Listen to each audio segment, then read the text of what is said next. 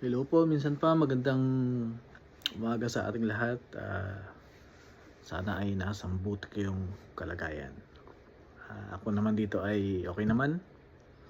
Bagamat talagang namimiss ko yung laging ginagawa ko dyan sa Pilipinas, sa church. Na alam mo yun, busy ka tuwing may gawain sa church. Okay? Kapag may practice sa music team, alam niyo nung nandyan pa ako sa Pilipinas, talagang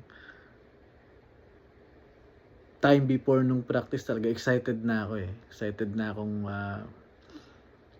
makapag practice, makapagturo sa music team. Okay, naalala niyo ba ng mga bago-bago pa lang yung music team diyan sa church, talagang sobrang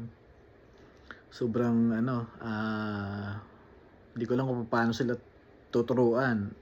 Pero ngayon talagang natutuwa ako kasi yung music team ay marunong na kayong tumugtog, marunong na kayong mag-praise and worship. So, mitiin natin lagi sa praise and worship na talagang maranasan natin ang presensya ng ating Panginoon.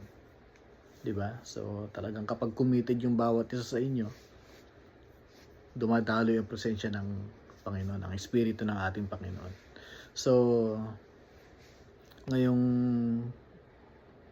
oras na ito, I would like to share about the work of godly sorrow. Okay? Ito yung binigay sa akin topic. Napakagandang topic nito. Actually, talagang sobrang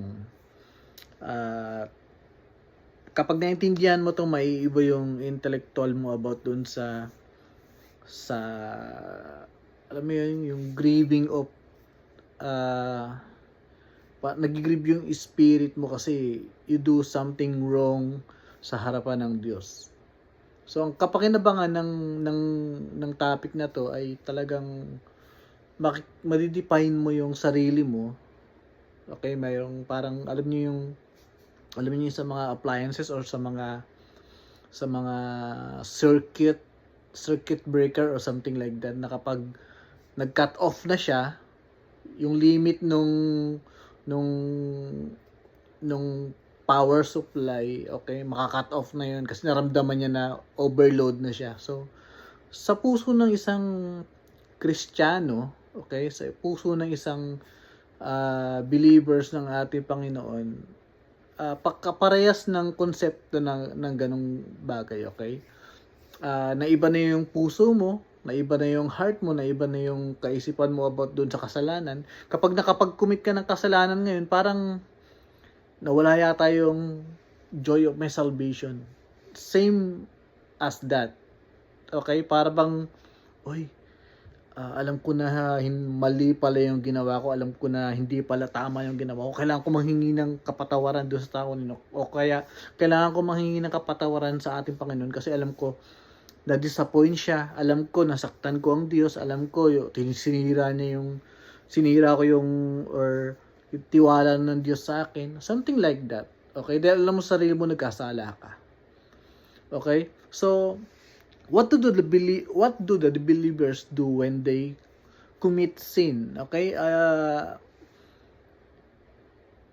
Lagi nating alalahanin na yung buhay ng isang tao, iba na siya after nung tinanggap niya ang ating Panginoon. Nagkaroon na siya ng kaligtasan. Pinatawad niya yung kasalanan niya. Okay, naranasan niya na yung kalayaan sa puso niya, yung kalayaang mamuhay sa pamantayan ng Diyos. Hindi lang naman yung dahil independent yan, di lang ibig sabihin nung malaya tayo sa kahit sino nag-invade sa atin, okay? Ang tunay na kalayaan ay ang talagang pinalaya ka ng Panginoon dun sa kasalanan natin, dun sa nakagawian nating kasalanan. Okay? So, what do the believers do when they commit sin? Ito mahalaga to kasi in the first place, alam mo na